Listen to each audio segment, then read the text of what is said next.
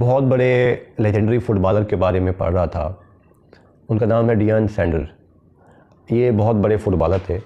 جب ان سے پوچھا گیا کہ آپ کی کامیابی کا کیا راز ہے تو انہوں نے کہا مجھے لگتا ہے کہ کامیابی کا راز میری اس میں ہے کہ میں اپنے آپ کو خوش لباس رکھتا ہوں، اپنے آپ کو اچھا دکھانے کے لیے اچھے کپڑے پہنتا ہوں اور بالکل فریش رہتا ہوں. انہوں نے کہا کہ جب میں اچھا لگتا ہوں تو میں پر اعتماد محسوس کرتا ہوں. جب میں پر اعتماد محسوس کرتا ہوں تو میں بہت اچھا کھیلتا ہوں. جب میں بہت اچھا کھیلتا ہوں تو میری پروگریس بڑھتی ہے اور مجھے میری ٹیم اچھا پے کرتی ہے. اور جب میں اچھا پے کرتے ہیں تو میں ایک اچھی زندگی جیتا ہوں. اور جب میں ایک اچھی زندگی جیتا ہوں تو میں خدا کا شکر ادا کرتا ہوں.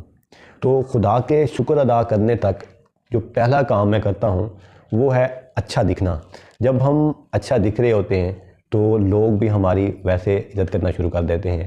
اگر ہم اپنے معاشرے کو دیکھیں تو آپ کو محسوس ہوگا کہ جو بندہ سوٹ بوٹ پہن کے ایک اچھا گڈ لکنگ ہیومن بینگ بن کے کسی بھی محفل میں آتا ہے یا وہاں پر پہنچتا ہے تو سارے لوگ ایک دفعہ اسے غور سے دیکھتے ہیں اور اس کی رسپیکٹ کرتے ہیں. اس سے جب بات بھی کرتے ہیں تو رسپیکٹ سے کرتے ہیں.